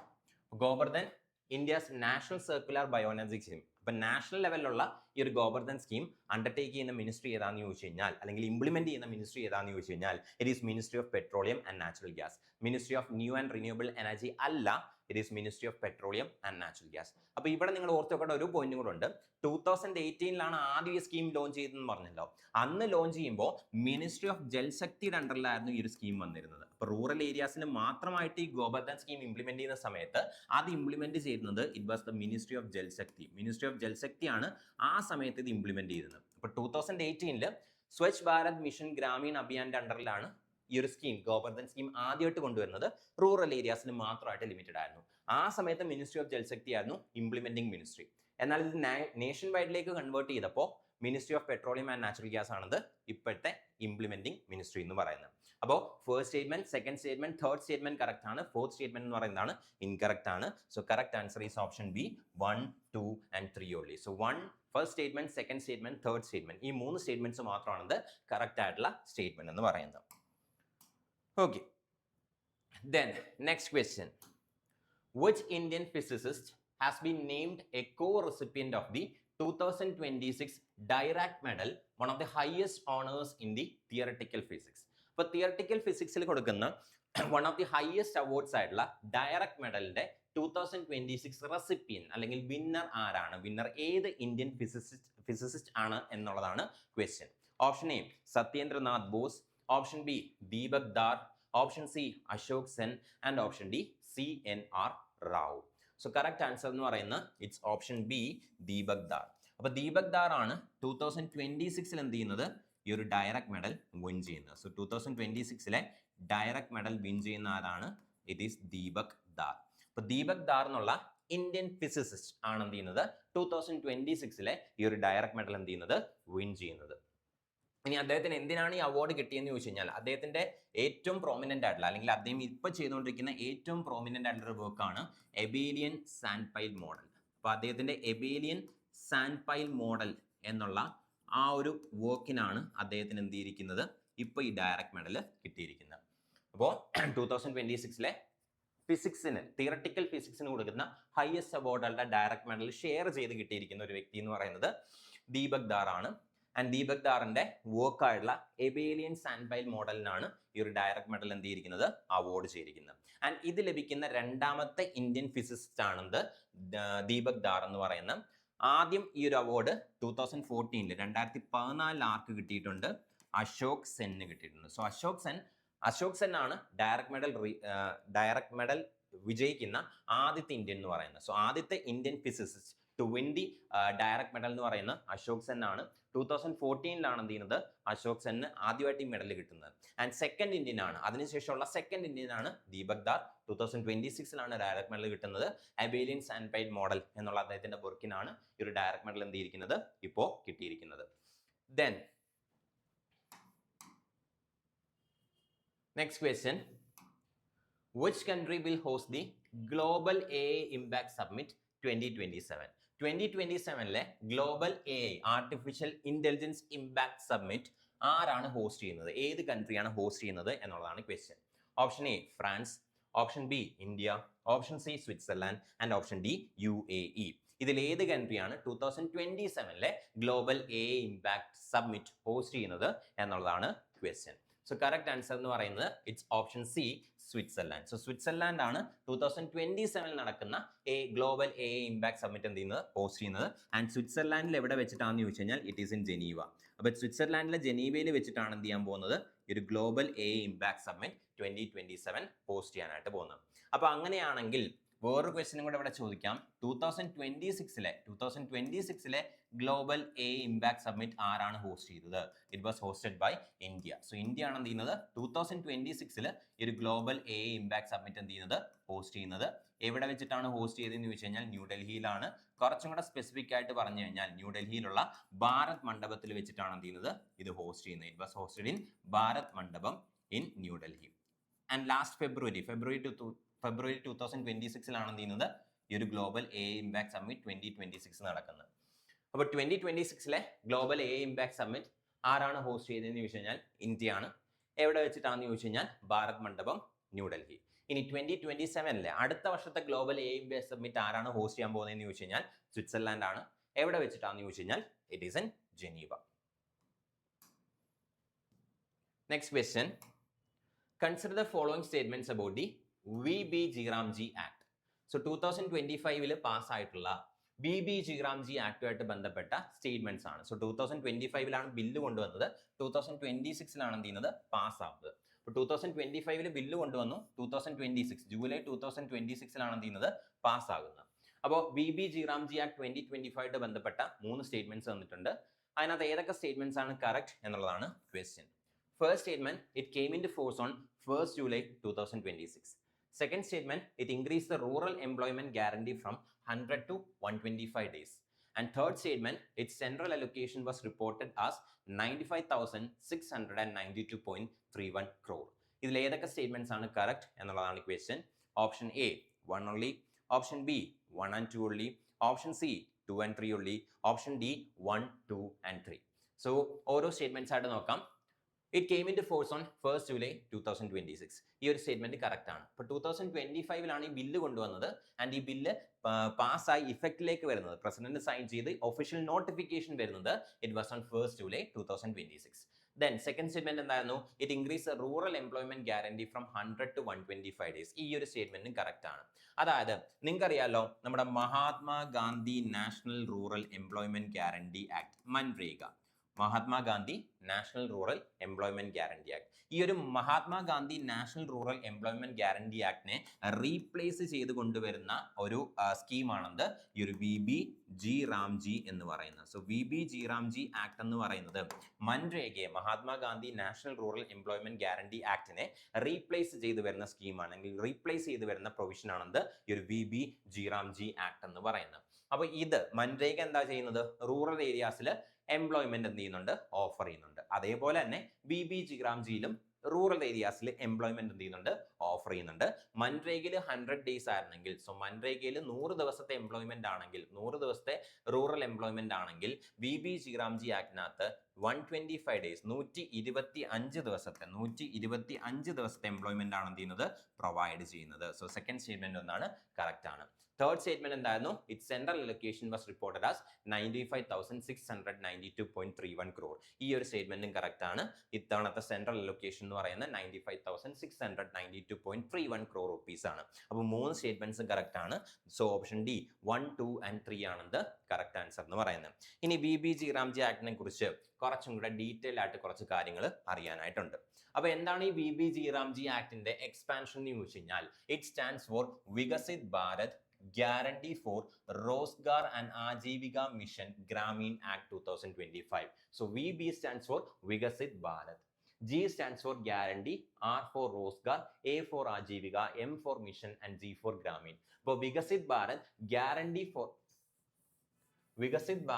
Guarantee for Rozgar and Ajeevika mission Gramin എന്നുള്ളതാണ് ഈ ഒരു BBG-Ramji ആക്ടിന്റെ എക്സ്പാൻഷൻ എന്ന് പറയുന്നത്. അപ്പോൾ എന്തൊക്കെയാണ് ഈ ഒരു ആക്ടിന്റെ മെയിൻ ആയിട്ടുള്ള പ്രൊവിഷൻസ് എന്ന് നോക്കിക്കഴിഞ്ഞാൽ, ഇവിടെ ഈ ഒരു BBG-Ramji ആക്ട് 2025 125 ദിവസത്തെ എംപ്ലോയ്മെന്റ് എന്ത് ചെയ്യുന്നുണ്ട്, റൂറൽ ഹൗസ് ഹോൾഡ്സിന് പ്രൊവൈഡ് ചെയ്യുന്നുണ്ട്. അതായത് റൂറൽ ഏരിയാസിൽ താമസിക്കുന്നവർക്ക് 125 ഡേയ്സ് 125 ദിവസത്തെ ഫിക്സഡ് ആയിട്ടുള്ള അല്ലെങ്കിൽ 125 ദിവസത്തെ മാൻഡേറ്ററി ആയിട്ടുള്ള എംപ്ലോയ്മെന്റ് എന്ത് ചെയ്യുന്നുണ്ട്, പെയ്ഡ് എംപ്ലോയ്മെന്റ് എന്ത് ചെയ്യുന്നുണ്ട്, പ്രൊവൈഡ് ചെയ്യുന്നുണ്ട്. അപ്പോൾ റൂറൽ ഏരിയാസിൽ താമസിക്കുന്നവർക്ക് 125 ദിവസം എന്തായാലും എന്ത് കിട്ടും, പെയ്ഡ് ആയിട്ടുള്ള ജോലി ഈ ഒരു ആക്ട് എന്ത് ചെയ്യുന്നുണ്ട്, പ്രൊവൈഡ് ചെയ്യുന്നുണ്ട്. ഇനി നേരത്തെ നമ്മൾ പറഞ്ഞു ഇതിന് മുമ്പുണ്ടായിരുന്നത് MNREGA, Mahatma Gandhi national rural employment guarantee act ആയിരുന്നു. അതില് ഈ ഒരു റൂറൽ എംപ്ലോയ്മെന്റ് കൊടുത്തിരുന്നത് 100 ദിവസത്തെയാണ്. സോ 100 ദിവസത്തെ റൂറൽ എംപ്ലോയ്മെന്റ് ആണ് മൻരേഗയിൽ കൊടുത്തിരുന്നത്. ബട്ട് BBG-Ramjiയിൽ എന്ത് ചെയ്യുന്നുണ്ട്, അത് 125 ദിവസമാക്കി എന്ത് ചെയ്തിട്ടുണ്ട്, ഇൻക്രീസ് ചെയ്തിട്ടുണ്ട്. ഇനി ഫണ്ട് ഷെയറിംഗിലേക്ക് വന്നു കഴിഞ്ഞാൽ, Mahatma Gandhi national rural employment guarantee act നേരത്തെ ഉണ്ടായിരുന്ന റൂറൽ എംപ്ലോയ്മെന്റ് കൊടുക്കുന്നതിന് വേണ്ടിയിട്ടുള്ള സ്കീം, അതില് 100% ഫണ്ടിങ്ങും ആരായിരുന്നു കൊടുത്തിരുന്നത്, സെൻട്രൽ ഗവൺമെന്റ് ആയിരുന്നു കൊടുത്തിരുന്നത്. സോ 100% ഫണ്ടിങ്ങും സെന്റർ ആയിരുന്നു കൊടുത്തിരുന്നത്. എന്നാൽ BBG-Ramji ആക്ടിനകത്തേക്ക് വരുമ്പോൾ ഇവിടെ ഫണ്ട് ഷെയർ ചെയ്യുകയാണ് ചെയ്യുന്നത്. അതായത് മെജോറിറ്റി ഓഫ് സ്റ്റേറ്റ്സിലും സെന്റർ 60%. സോ മെജോറിറ്റി ഓഫ് സ്റ്റേറ്റ്സിലും സെന്റർ 60% ആയിരിക്കും ഫണ്ടിനകത്ത് കോൺട്രിബ്യൂട്ട് ചെയ്യുന്നത്. ബാക്കിയുള്ള 40% ആര് കൊടുക്കണം, സ്റ്റേറ്റ് കൊടുക്കണം. അതായത് ഇപ്പൊ കേരളത്തിലാണെന്ന് വിചാരിച്ചു. അപ്പൊ കേരളത്തിലാണെങ്കിൽ ഒരു BBG-Ramji ആക്ടിന്റെ ഫണ്ടിങ് എങ്ങനെയാണെന്ന് ചോദിച്ചു കഴിഞ്ഞാൽ 60% കേരളത്തിന്റെ എത്രയാണോ ആവശ്യമായിട്ടുള്ള തുക, എത്രയാണോ ആവശ്യമായിട്ടുള്ള ഫണ്ട്, അതിന്റെ 60% സെൻട്രൽ ഗവൺമെന്റ് പ്രൊവൈഡ് ചെയ്യും. ബാക്കി 40% ആര് കൊടുക്കണം, സ്റ്റേറ്റ്സ് കൊടുക്കണം. ഇത് നോർമൽ ആയിട്ടുള്ള സ്റ്റേറ്റ്സിന്റെ കേസിലാണ്. അതേസമയം നോർത്ത് ഈസ്റ്റേൺ സ്റ്റേറ്റ്സിന്റെ കേസിലും ഹിമാലയൻ സ്റ്റേറ്റ്സിന്റെ കേസിലും ഈ ഒരു ഷെയറിങ്ങിനകത്ത് വ്യത്യാസമുണ്ട്. അവിടെ സെന്റർ കൊടുക്കുന്നത് 90% ആയിരിക്കും ആൻഡ് സ്റ്റേറ്റ്സ് പ്രൊവൈഡ് ചെയ്യുന്നത് 10% ആണ്. ഇപ്പൊ നോർമൽ സ്റ്റേറ്റ്സിന്റെ കയ്യിൽ, അതായത് മിക്ക സ്റ്റേറ്റ്സിന്റെയും നോർമലി ഉള്ള സ്റ്റേറ്റ്സിന്റെ കയ്യിൽ അല്ലെങ്കിൽ നമ്മുടെ മെയിൻ സ്ട്രീം സ്റ്റേറ്റ്സിന്റെ കേസിൽ ഈ ഷെയറിംഗ് എന്ന് പറയുന്നത് 60-40 ആണ്. അതേസമയം നോർത്ത് ഈസ്റ്റേൺ സ്റ്റേറ്റ്സിന്റെ കേസിലും അതുപോലെ തന്നെ ഹിമാലയൻ സ്റ്റേറ്റ്സ്, ഉത്തരാഖണ്ഡ് പോലെയുള്ള ഹിമാലയൻ സ്റ്റേറ്റ്സിന്റെ കേസിലും ഈ ഒരു ഷെയറിംഗ് പാറ്റേണിനകത്ത് വ്യത്യാസം വരും. It is 90-10. Central 90%, States 10%. ഇപ്പോൾ മൻരേഗയിൽ 100% സെൻട്രൽ ആയിരുന്നു. എന്നാൽ BBG-Ramji ആക്ടിനകത്തേക്ക് വരുമ്പോൾ നമ്മുടെ മെയിൻ സ്ട്രീം സ്റ്റേറ്റ്സ് അല്ലെങ്കിൽ നമ്മുടെ മെയിൻലാൻഡ് സ്റ്റേറ്റ്സിന്റെ കേസിൽ 60% centre and 40% states. North eastern സ്റ്റേറ്റ്സിന്റെ കേസിലും ഹിമാലയൻ സ്റ്റേറ്റ്സ്, ഉത്തരാഖണ്ഡ് പോലെയുള്ള ഹിമാലയൻ സ്റ്റേറ്റ്സിന്റെ കേസിലും 90% സെന്റർ ആൻഡ് 10% സ്റ്റേറ്റ് ഗവൺമെന്റ്സ്. ഇനി നമ്മുടെ മൻരേഗയ്ക്കകത്ത് Mahatma Gandhi national rural employment guarantee ആക്ടിന്റെ കേസ് എടുത്തു കഴിഞ്ഞാൽ, അവിടെ ഈ ഒരു സ്കീം സ്റ്റാർട്ട് ചെയ്ത് കഴിഞ്ഞാൽ, ഒരു സ്റ്റേറ്റിൽ ഒരു സ്കീം സ്റ്റാർട്ട് ചെയ്ത് കഴിഞ്ഞാൽ പിന്നെ എന്ത് ചെയ്യാൻ പറ്റില്ല, ഇതിന്റെ ഇടയ്ക്ക് ബ്രേക്ക് ഒന്നും കൊണ്ടുവരാനായിട്ട് പറ്റില്ല. പക്ഷെ അതിനൊരു പ്രശ്നമുണ്ട്. ഫോർ എക്സാമ്പിൾ, ഇപ്പോൾ നമ്മൾ സമ്മർ സീസണിലാണ്. സോ സമ്മർ സീസണിലാണ് ഏതാണ്ട് ഒരു മെയ് സമയത്താണ് ഈ ഒരു മൻരേഗ സ്കീം സ്റ്റാർട്ട് ചെയ്യുന്നതെന്ന് വിചാരിച്ചോ. മൻരേഗയെ കുറിച്ചാണ് പറയുന്നത്. അപ്പോൾ ഒരു മെയ് സമയത്താണ് മൻരേഗ സ്കീം സ്റ്റാർട്ട് ചെയ്യുന്നതെന്ന് വിചാരിച്ചോ. അപ്പോൾ സ്റ്റാർട്ട് ചെയ്ത് കഴിഞ്ഞാൽ പിന്നെ കണ്ടിന്യൂസ് ആയിട്ട് 100 ഡേയ്സ് വർക്ക് ആണ്. അപ്പോൾ ഇതിന്റെ ഇടയിൽ എന്ത് ചെയ്യും, മൺസൂൺ വരും. മൺസൂൺ വരുമ്പോൾ എന്ത് ചെയ്യും, ഇന്ത്യയിൽ അഗ്രികൾച്ചർ ഒക്കെ സ്റ്റാർട്ട് ചെയ്യും. അപ്പോൾ അഗ്രികൾച്ചർ സ്റ്റാർട്ട് ചെയ്ത് കഴിയുമ്പോൾ ഈ അഗ്രികൾച്ചർ എന്ത് ചെയ്യുന്നുണ്ട്, ഒരുപാട് ജോബ്സ് ക്രിയേറ്റ് ചെയ്യുന്നുണ്ട്. അപ്പോൾ ഓട്ടോമാറ്റിക്കലി എന്ത് ചെയ്യുന്നുണ്ട്, ചില സീസൺസിനകത്ത് ജോബ് ക്രിയേറ്റ് ചെയ്യും അഗ്രികൾച്ചർ സെക്ടറിനകത്ത്. അപ്പോൾ മൻരേഗ തുടങ്ങിക്കഴിഞ്ഞാൽ എന്ത് ചെയ്യാൻ പറ്റില്ല, സ്റ്റോപ്പ് ചെയ്യാൻ പറ്റില്ല. അപ്പോൾ ഓൾറെഡി ജോബ് ഉള്ള സമയത്ത് എന്ത് ചെയ്യണം, സെൻറ്റർ പിന്നെയും പൈസ മുടക്കി ജോബ്സ് പ്രൊവൈഡ് ചെയ്യണം മൻരേഗയുടെ സ്കീമിനകത്ത്. എന്നാൽ BBG രാംജി ആക്ടിനകത്തേക്ക് വരുമ്പോൾ ഇവിടെ എന്ത് ചെയ്യാൻ സാധിക്കും, ഈ ഒരു സ്കീം സ്റ്റാർട്ട് ചെയ്ത് കഴിഞ്ഞാലും അഗ്രികൾച്ചർ സീസൺ വരുമ്പോൾ എന്ത് ചെയ്യാൻ പറ്റും, അവിടെ ഒരു 60 ദിവസത്തെ ബ്രേക്ക് എടുക്കാനായിട്ട് സാധിക്കും. ഫോർ എക്സാമ്പിൾ, ഇപ്പോൾ ഏതെങ്കിലും ഒരു സ്റ്റേറ്റിൽ സമ്മർ സീസൺ ആയപ്പോൾ ഈ ഒരു സ്കീം സ്റ്റാർട്ട് ചെയ്തു എന്ന് വിചാരിച്ചു. അപ്പോൾ സ്കീം സ്റ്റാർട്ട് ചെയ്ത് ഒരു 60 ഡേയ്സ് അല്ലെങ്കിൽ 70 ഡേയ്സ് ആയപ്പോൾ എന്ത് സംഭവിച്ചു, മൺസൂൺ വന്നു, അഗ്രികൾച്ചറിനകത്ത് ജോബ് ഓപ്പർച്യൂണിറ്റീസ് ക്രിയേറ്റ് ചെയ്തു. അങ്ങനെയാണെങ്കിൽ ആ സ്റ്റേറ്റിന് എന്ത് ചെയ്യാൻ പറ്റും, 60 ദിവസത്തേക്ക് 2 മാസത്തേക്ക് എന്ത് ചെയ്യാൻ പറ്റും, ഈ ഒരു മിഷൻ അല്ലെങ്കിൽ ഈ ഒരു സ്കീം തൽക്കാലത്തേക്ക് പോസ് ചെയ്യാൻ പറ്റും. എന്നിട്ട് ഈ ആൾക്കാരെ എന്ത് ചെയ്യാൻ പറ്റും, അഗ്രികൾച്ചറിലെ ജോബ്സിലേക്ക് പറഞ്ഞു വിടാനായിട്ട് സാധിക്കും. എന്നിട്ട് അഗ്രികൾച്ചറിനകത്തുള്ള അല്ലെങ്കിൽ ആ ഒരു സീസണിലുള്ള ജോബ്സ് കഴിയുമ്പോൾ പിന്നെ അവർ ജോബ്ലെസ് ആവും. അപ്പോൾ എന്ത് ചെയ്യാം, ഈ ഒരു സ്കീം റീസ്റ്റാർട്ട് ചെയ്തുകൊണ്ട് പിന്നെ എന്ത് ചെയ്യാൻ പറ്റും, ഇവർക്ക് ജോബ്സ് കൊടുക്കാൻ പറ്റും. അപ്പോൾ മൻരേഗയിൽ ഇങ്ങനെ ഒരു ബ്രേക്ക് ഇല്ലായിരുന്നു. പക്ഷെ BBG രാംജി ആക്ടിനകത്ത് എന്ത് ചെയ്യാൻ പറ്റും, അഗ്രികൾച്ചർ സീസൺ വരുന്ന സമയത്ത് എന്ത് ചെയ്യാൻ സാധിക്കും, 60 ദിവസത്തേക്ക് ഈ ഒരു സ്കീം ഒന്ന് ബ്രേക്ക് ചെയ്യാനായിട്ട് അല്ലെങ്കിൽ ഒന്ന് പോസ് ചെയ്യാനായിട്ട് സാധിക്കും. ഇനി അതുപോലെ തന്നെ മൻരേഗയുടെ കേസ് എടുത്തു കഴിഞ്ഞാൽ അവിടെ പ്രത്യേകിച്ച് ഒരു പെർട്ടിക്കുലർ ഏരിയ ഫോക്കസ് ചെയ്തിട്ടല്ലായിരുന്നു വർക്ക് നടന്നുകൊണ്ടിരുന്നത്. ഇപ്പോൾ റൂറൽ ഏരിയാസിൽ എന്തെങ്കിലുമൊക്കെ ജോബുകൾ, അതായത് നിങ്ങൾക്ക് അറിയാമല്ലോ നമ്മുടെ തൊഴിലുറപ്പൊക്കെ മൻരേഗയിലാണ് വരുന്നത്. അപ്പോൾ നേരത്തെ തൊഴിലുറപ്പ് എന്ന് പറയുമ്പോൾ എന്താണ്, അവരെന്തെങ്കിലുമൊക്കെ വർക്ക്, അതായത് സ്പെസിഫിക് ആയിട്ട് ഇന്ന വർക്ക് ഒന്നുമില്ല, ഓരോരോ വർക്കുകൾ, അതായത് റൂറൽ ഏരിയാസിൽ പല പല വർക്കുകളായിരിക്കും അവർ ചെയ്തുകൊണ്ടിരിക്കുന്നത്. അല്ലാതെ ഇന്ന ഏരിയയിൽ ഫോക്കസ് ചെയ്ത് എന്ത് ചെയ്യുന്നില്ല, അവർ വർക്ക് ചെയ്തിരുന്നില്ല. എന്നാൽ BBG രാംജി ആക്ടിനകത്തേക്ക് വരുമ്പോൾ ഇവിടെ 4 ഫോക്കസ് ഏരിയാസ് ഉണ്ട്. ഈ 4 ഫോക്കസ് ഏരിയാസിലെ ഇനി എന്ത് ചെയ്യുള്ളൂ, വർക്കുകൾ അലോട്ട് ചെയ്യുള്ളൂ. ഏതൊക്കെയാണ് 4 ഫോക്കസ് ഏരിയാസ് എന്ന് ചോദിച്ചു കഴിഞ്ഞാൽ, ഒന്നാണ് വാട്ടർ സെക്യൂരിറ്റി. അപ്പോൾ വാട്ടർ സെക്യൂരിറ്റി എന്ത് ചെയ്യണം, നമുക്ക് ക്രിയേറ്റ് ചെയ്യണം. അതിന് വേണ്ടിയിട്ടുള്ള വർക്കുകൾ, അതായത് മഴക്കുഴി നിർമ്മിക്കുക, അതുപോലെ തന്നെ വാട്ടർ പ്രിസർവേഷനുമായിട്ട് ബന്ധപ്പെട്ട് വാട്ടർ കൺസർവേഷനുമായിട്ട് ബന്ധപ്പെട്ട വർക്കുകൾ, കനാൽ ക്ലീൻ ചെയ്യുക, പോൺസ് ക്ലീൻ ചെയ്യുക, മഴക്കുഴി കുഴിക്കുക, അങ്ങനെ വാട്ടർ സെക്യൂരിറ്റി ഇംപ്രൂവ് ചെയ്യുന്നതായിട്ട് ബന്ധപ്പെട്ട വർക്കുകളായിരിക്കും ഇനി എന്ത് ചെയ്യുന്നത്, ഫോക്കസ് ചെയ്യുന്നത്. അതുപോലെ തന്നെ റൂറൽ ഏരിയാസിലെ ഇൻഫ്രാസ്ട്രക്ചർ, റോഡ് നിർമ്മിക്കുക, അതുപോലെ തന്നെ കുഞ്ഞു കുഞ്ഞു പാലങ്ങൾ നിർമ്മിക്കുക, അതുമായിട്ട് ബന്ധപ്പെട്ട ഇൻഫ്രാസ്ട്രക്ചർ വർക്ക്സ് എന്ത് ചെയ്യുന്നുണ്ട്, ഇതിനകത്ത് ഫോക്കസ് ചെയ്യുന്നുണ്ട്. അതുപോലെ തന്നെ ലൈവ്ലിഹുഡ് എന്ത് ചെയ്യുക, അഗ്രികൾച്ചർ ഏരിയാസിലുള്ള ലൈവ്ലിഹുഡ് ഇംപ്രൂവ് ചെയ്യുന്നതുമായിട്ട് ബന്ധപ്പെട്ട വർക്കുകൾ എന്ത് ചെയ്യുന്നുണ്ട്, ഇതിനകത്ത് ഇൻക്ലൂഡ് ചെയ്യുന്നുണ്ട്. അതുപോലെ തന്നെ ക്ലൈമറ്റ് റെസിലിയൻസുമായിട്ട് ബന്ധപ്പെട്ട വർക്കുകൾ എന്ത് ചെയ്യുന്നുണ്ട്, ഇതിനകത്ത് ഇൻക്ലൂഡ് ചെയ്യുന്നുണ്ട്. അതായത് മരങ്ങൾ നട്ടുപിടിപ്പിക്കുക, വൃക്ഷത്തൈ നടുക, അങ്ങനെയുള്ള കുറച്ച് ആക്ടിവിറ്റീസ്, ക്ലൈമറ്റ് റെസിലിയൻസ് ആയിട്ട് ബന്ധപ്പെട്ട ആക്ടിവിറ്റീസ്. അപ്പോൾ 4 ഫോക്കസ് ഏരിയാസ് ആണുള്ളത്: water security, rural infrastructure, livelihood, climate resilience. അതുപോലെ തന്നെ ഇവിടെ ഈ വർക്കുകളെല്ലാം മോണിറ്റർ ചെയ്യുന്നത് അഡ്വാൻസ് ടെക്നോളജി വെച്ചിട്ടായിരിക്കും. അതായത് ബയോമെട്രിക് സിസ്റ്റം വെച്ചിട്ടും ഡിജിറ്റൽ ട്രാക്കിംഗ് വെച്ചിട്ടും ആയിരിക്കും. അതായത് ഡ്രോൺസ് ഒക്കെ യൂസ് ചെയ്തിട്ടായിരിക്കും എന്ത് ചെയ്യുന്നത്, ഇവിടെ സർവൈലൻസ് നടക്കുന്നത്. അപ്പോൾ കുറച്ചും കൂടി എന്ത് ചെയ്യുന്നുണ്ട്, ഡിജിറ്റൽ ആക്കി മാറ്റുന്നുണ്ട്, സർവൈലൻസും അതുപോലെ മോണിറ്ററിങ്ങും. So that is all about BBG Ramji act 2025. So next question, which city was the only Indian city in the global top 10 of the Happy City Index 2026? അപ്പോൾ world's happiest city index 2026 globally top 10 റാങ്കിൽ വന്ന ഏക Indian city ഏതാണ് എന്നുള്ളതാണ് ഈ question. Option A Bengaluru, option B Jaipur, option C Pune and option D Kochi. അപ്പോൾ ഇവയിൽ ഏത് സ്റ്റേറ്റ് ആണ് ഹാപ്പി സിറ്റി ഇൻഡെക്സ് 2026ന്റെ ഗ്ലോബൽ ടോപ്പ് 10 വന്ന ഏക ഇന്ത്യൻ സിറ്റി എന്നുള്ളതാണ് ക്വസ്റ്റ്യൻ. സോ കറക്റ്റ് ആൻസർ എന്ന് പറയുന്നത് ഇറ്റ്സ് ജയ്പൂർ. ഇപ്പൊ രാജസ്ഥാനിലെ ജയ്പൂർ ആണ് എന്ത് ചെയ്യുന്നത്, ഈ ഒരു ഹാപ്പിയസ്റ്റ് സിറ്റി ഇൻഡെക്സിൽ അല്ലെങ്കിൽ ഹാപ്പി സിറ്റി ഇൻഡെക്സിൽ എന്ത് ചെയ്യുന്നത്, ഗ്ലോബലി ഉള്ള ടോപ്പ് 10 സിറ്റീസിന്റെ ലിസ്റ്റിനകത്ത് എന്ത് ചെയ്യുന്നത് വരുന്നത്. ആൻഡ് ജയ്പൂരിന്റെ റാങ്ക് എത്രയാണെന്ന് ചോദിച്ചു കഴിഞ്ഞാൽ ഇറ്റ് ഈസ് 6th റാങ്ക്, 6ാമത്തെ റാങ്ക് ആണ് എന്ത് ചെയ്യുന്നത് ജയ്പൂരിന് കിട്ടിയിരിക്കുന്നത്. അപ്പോൾ ഹാപ്പി സിറ്റി ഇൻഡെക്സ് 2026 ടോപ്പ് 10 റാങ്കിലുള്ള ഏക ഇന്ത്യൻ സിറ്റി എന്ന് പറയുന്നത് ഇറ്റ്സ് ജയ്പൂർ. ജയ്പൂരിന്റെ റാങ്ക് എന്ന് പറയുന്നത് 6th റാങ്ക് ആണ്. ജയ്പൂർ ഏത് സ്റ്റേറ്റിലാണെന്ന് ചോദിച്ചു കഴിഞ്ഞാൽ it is in the state of Rajasthan. ഇനി ആരാണ് ഈ ഹാപ്പി സിറ്റി ഇൻഡെക്സ് റിലീസ് ചെയ്യുന്നതെന്ന് ചോദിച്ചു കഴിഞ്ഞാൽ it is released by Time Out. So Time Out എന്ന് പറഞ്ഞിട്ടുള്ള ഒരു ഓർഗനൈസേഷൻ ആണ് എന്ത് ചെയ്യുന്നത്, ഈ ഒരു ഇൻഡെക്സ് റിലീസ് ചെയ്യുന്നത്. It is released by an organisation called Time Out. So Time Out ആണ് എന്ത് ചെയ്യുന്നത്, ഈ ഒരു ഇൻഡെക്സ് റിലീസ് ചെയ്യുന്നത്. ഇനി ഈ ഒരു ഇൻഡെക്സിനകത്തെ ഫസ്റ്റ് റാങ്ക് ആർക്കാന്ന് ചോദിച്ചു കഴിഞ്ഞാൽ അത് ബാത്ത് എന്നുള്ള സിറ്റിക്കാണ്. സോ ഫസ്റ്റ് റാങ്ക്, ഈ ഒരു ഇൻഡെക്സിനകത്ത് ഫസ്റ്റ് റാങ്ക് ആർക്കാന്ന് ചോദിച്ചു കഴിഞ്ഞാൽ അത് ബാത്ത് സിറ്റിക്കാണ്. So it is a city of Bath. And Bath എവിടെയുള്ള സിറ്റി ആണെന്ന് ചോദിച്ചു കഴിഞ്ഞാൽ it is in England. So ഇംഗ്ലണ്ടിലെ ബാത്ത് എന്നുള്ള സിറ്റിക്കാണ് ഈ ഒരു ഇൻഡെക്സിനകത്ത് ഫസ്റ്റ് റാങ്ക് ഉള്ളത്. ആൻഡ് ഈ ഒരു ഇൻഡെക്സിലെ ഗ്ലോബലി ഉള്ള ടോപ്പ് 10 സിറ്റീസിൽ ഹാപ്പി സിറ്റീസിൽ ഒരേ ഒരു ഇന്ത്യൻ സിറ്റി മാത്രമേ ഉള്ളൂ, ജയ്പൂർ. ജയ്പൂരിന്റെ റാങ്ക് എന്ന് പറയുന്നതാണ് ഇറ്റ് ഈസ് 6th റാങ്ക്. ഇനി ഒരു ഇൻഡെക്സ് എങ്ങനെയാണ് ചെയ്യുന്നതെന്ന് ചോദിച്ചു കഴിഞ്ഞാൽ ഒരു സർവേ വഴിയാണ് എന്ത് ചെയ്യുന്നത് ഈ ഒരു ഇൻഡെക്സിന്റെ റിസൾട്ട്സ് ക്രിയേറ്റ് ചെയ്യുന്നത്. അതായത് ഗ്ലോബലി ഉള്ള ആൾക്കാർ പങ്കെടുക്കുന്ന സർവേ യൂസ് ചെയ്തിട്ടാണ് എന്ത് ചെയ്യുന്നത് ഈ ഒരു ഇൻഡെക്സ് റിലീസ് ചെയ്യുന്നത്. അതായത് ആൾക്കാരുടെ ഒപ്പീനിയൻ കളക്ട് ചെയ്യുന്ന ഒരു സർവേ ബേസ് ചെയ്തിട്ടാണ് ഈ ഒരു ഇൻഡെക്സ് എന്ത് ചെയ്യുന്നത് റിലീസ് ചെയ്യുന്നത്. അപ്പോൾ ഇൻഡെക്സിൽ നോക്കുന്ന പാരാമീറ്റേഴ്സ് എന്തൊക്കെയാണെന്ന് നോക്കിക്കഴിഞ്ഞാൽ കൾച്ചർ, അതുപോലെ തന്നെ local food, then is of social connections, is of making social connections, അതുപോലെ തന്നെ നൈറ്റ് ലൈഫ്, ഓവറോൾ ഹാപ്പിനെസ്, ഇങ്ങനെ കുറേ പാരാമീറ്റേഴ്സ് വെച്ചിട്ടാണ് എന്ത് ചെയ്യുന്നത് ഈ ഒരു ഇൻഡെക്സ് ഡിസൈഡ് ചെയ്യപ്പെടുന്നത്.